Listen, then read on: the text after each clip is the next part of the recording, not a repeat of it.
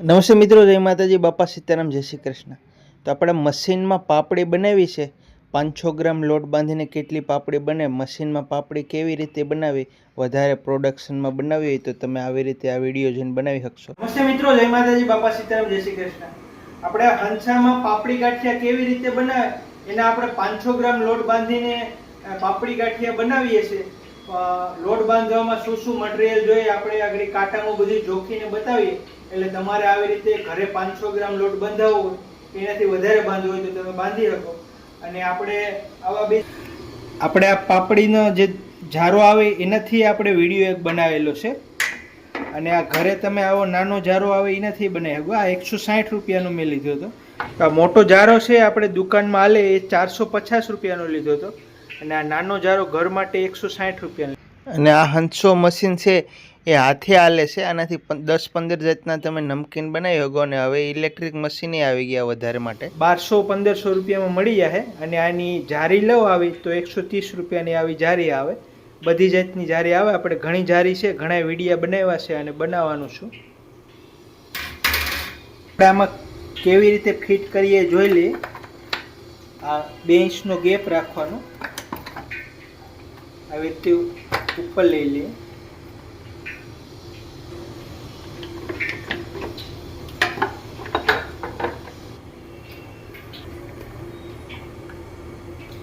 જારી હોય એ આપણે આમાં નાખી દેવું। આમાં 1 કિલો એક તમે લોટ બાંધો ને એ બધું આવી જાય તો આપણે આવી રીતે ફિટ કરી દેવાની આ જારી, અને આની ઉપર આપણે લોટ નાખશું, એવી રીતે બનાવશું, પછી આમ ફિટ કરી દેવું। આનાથી આમ વજન દેવાનું, એટલું મોકળું રાખવાનું થોડું। આપણે આગળ બતાવ્યું લોટ નાખીએ ત્યારે। તો આપણે આ વાસણમાં લોટ પાપડીનો 500 ગ્રામ બાંધી 0 કરી દઈએ છીએ। વાસણનું વજન માઇનસ કરી નાખીએ।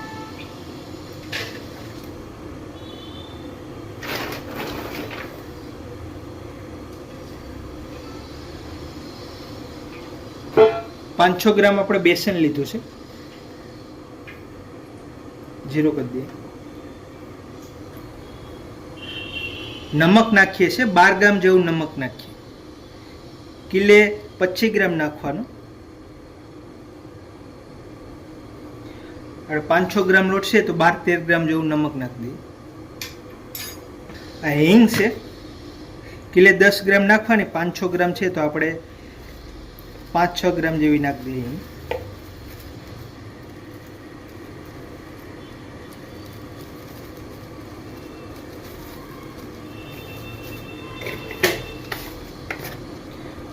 અને આ ગાંઠિયાના સોડા છે, આ ગાંઠિયાના સોડા આવી નાખવાના, 1 ગ્રામ જેવા નાખીએ છીએ આપણે। કિલો એક તમે લોટ બાંધો તો 2 ગ્રામ નાખવાના, વધારે નહીં નાખવાના।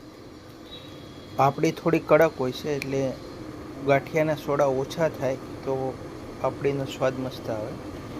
તો આવી રીતે આપણે 500 ગ્રામ લોટમાં 1 ગ્રામ સોડા નાખ્યા છે, 1થી વધારે 2 ગ્રામ નાખવાના, એનાથી વધવા ન જોઈએ। તો આપણે 1 ગ્રામ જેવા સોડા નાખ્યા છે। તો મિત્રો આપણે 12-13 ગ્રામ જેવું નમક નાખ્યું છે, 1 ગ્રામ જેવા સોડા, 5 ગ્રામ હિંગ અને 200 ગ્રામ પાણી નાખશું।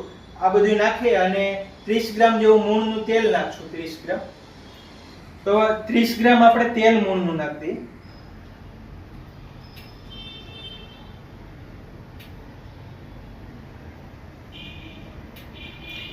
કિલે 60 ગ્રામ નાખવાનું, 500 ગ્રામ છે તો 30 ગ્રામ નાખીએ। અને આ પાણી છે, આપણે 200 ગ્રામ પાણી નાખશું, 200 ગ્રામથી પાણી વધવું ના જોઈએ।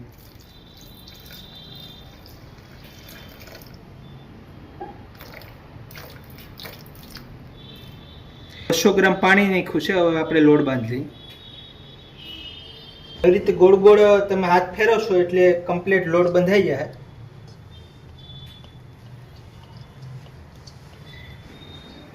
આવી રીતે પાણીને નમકને બધી તમે જો માપથી નાખશો તો તમારે સેજે ખારી નહીં થાય કે માપે થાય, અને પાણી પણ વધશે નહીં। એટલે આ કમ્પ્લીટ લોટનું પાણીનું માપ, નમકનું માપ બતાવેલું છે આપણે પાપડીનું। આવી રીતે લોટ બાંધો, 2 મિનિટમાં ફટાફટ બંધાઈ જાય।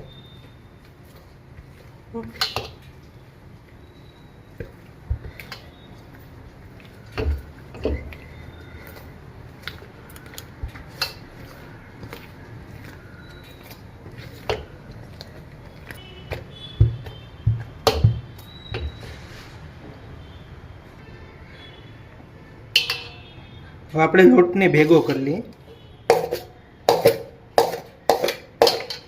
આવી રીતે નાનો તવીથો રાખવાનો.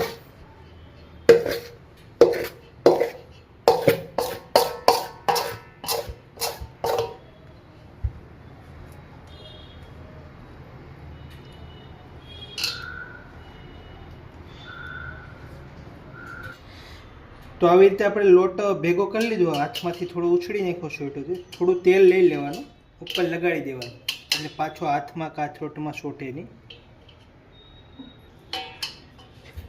આપણે લોટ લઈ લઈએ છીએ.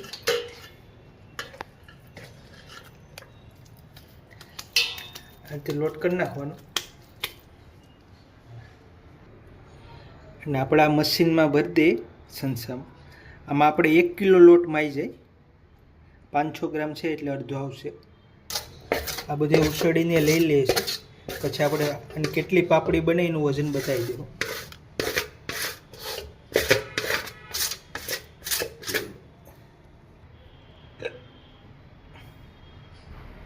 આ તગારામાં આપણે પાપડી કાઢશું. આનું વજન માઇનસ કરી નાખીએ.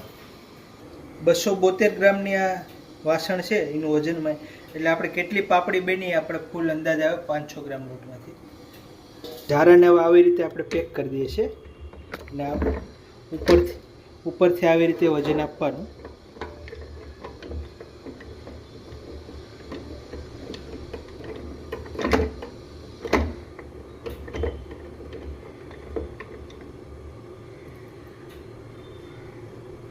આપણે પાપડી નીકળશે. અહીંથી આપણે પાપડી નીકળશે. આપણે તેલનું ટેમ્પરેચર ચેક કરી દઈએ છીએ. બહુ ફાસ્ટ નહીં રાખવાનું, બહુ ધીમું નહીં રાખવાનું.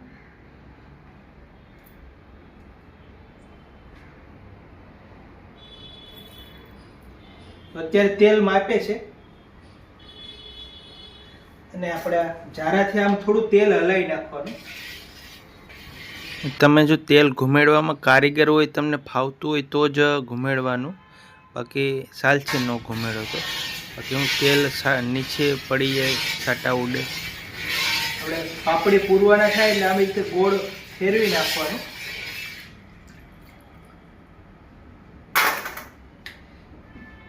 જારો લઈ લઈએ. આ રીતનો જારો રાખવાનો. આવી રીતે પાપડી ફૂટતા જાય છે.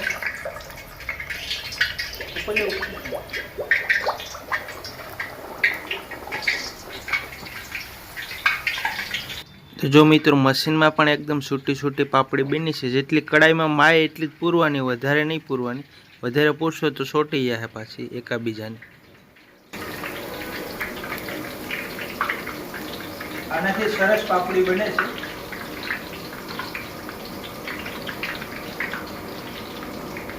આવી રીતે પકાઈ દેવાની, પલટી મારી દેવાની.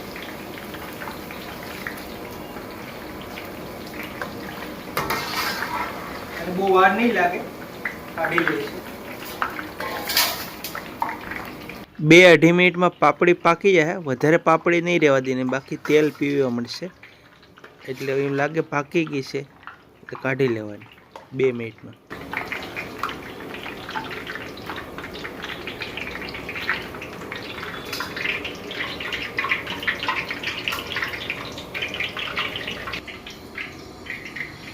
આપણે બીજું ગાણ પૂરી દઈએ છે. જેટલું કડાઈમાં માય ને એટલી જ પૂરવાની, વધારે નહીં પૂરવાની.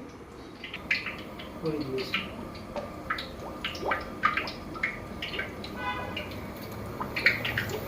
આવી રીતે બેલેન્સ રાખીને કામ કરવાનું.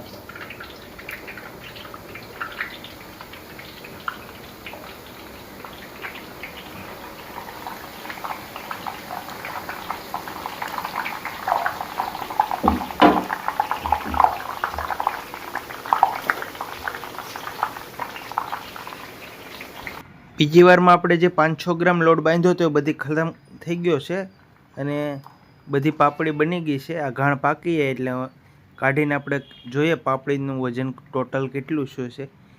દેખાવમાં સરસ બની છે અને સ્વાદમાં તો કાંઈ ઘટશે નહીં.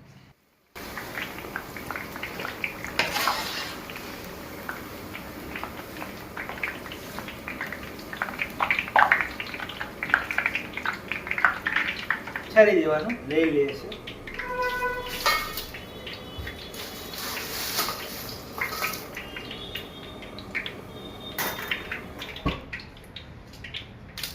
તો મિત્રો આપણે આ પાપડી બની ગઈ છે 500 ગ્રામ લોટની. જોઈએ કેટલી બની છે.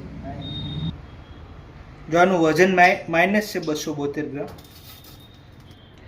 તો આપણે ફીટ 700 ગ્રામ બની છે પાપડી. અમુક પાપડી આવી રીતે ભેગી થઈ ગઈ છે, એટલે થોડી પ્રેક્ટિસ કરીએ તો આ કમ્પ્લીટ બનવા માંડે. અમુક પાપડી આવી સરસ બની છે ફાફડા જેવી. જો આ પાપડી મસ્ત બની છે. આપણે ક્રિસ્પી કેટલી બની જોઈએ. ક્રિસ્પી તો જોરદાર બની છે. તો આ મશીનમાં પાપડી બનાવો તો પણ સરસ બનશે. સંસારના આ મશીન છે એમાં પાપડી તો મસ્ત બને છે. આ થોડી કઢાઈ છે ને, એ કઢાઈ છે આ હંસાને કરતા થોડી નાની પડે છે, એટલે અમુક પાપડી ભેગી થઈ જાય. જો તમે આ મશીનમાં કામ કરો તો કઢાઈ મોટી રાખવાની. 1.5 ડબ્બો તેલ આવે, 20-25 કિલો તેલ આવે ને એવી મોટી કઢાઈ રાખવાની. તો જો બધોય તમારે માલ 1 કિલોનો સારો બનશે અને કામ કરવાની મજા આવશે, ક્વોલિટી સારી બનશે. તેલનું ટેમ્પરેચર કે જો બહુ ફાસ્ટ નહીં રાખવાનું, બહુ ધીમું નહીં રાખવાનું, મીડિયમ તેલ રાખવાનું, એટલે બધી ધવાડા નીકળી જાય એટલું તેલ ફાસ્ટ નહીં રાખવાનું. બાકી હું તમે જે પાપડી કે કોઈ પણ ગાંઠિયા કે પૂરશો એ ભેગું અંદર જાય અને બળી જાય, લાલ થઈ જાય, કાળું થઈ જાય. એટલે મીડિયમ તેલમાં જ તળવાના. અને એવું લાગે હવે તેલ સુકવા માંડી ગયું છે બેસન અને તેલ પકડે છે એટલે ફટાફટ કાઢી લેવાનું. કાઢવા જાણે થોડો ગેસ ફાસ્ટ કરી દેવાનો. જોઈએ હવે હંચો કેવો બન્યો છે. આવી અમારે પાપડી બની એવી રીતે હંચાને આમ આપણે બહાર કાઢી લઈએ છીએ.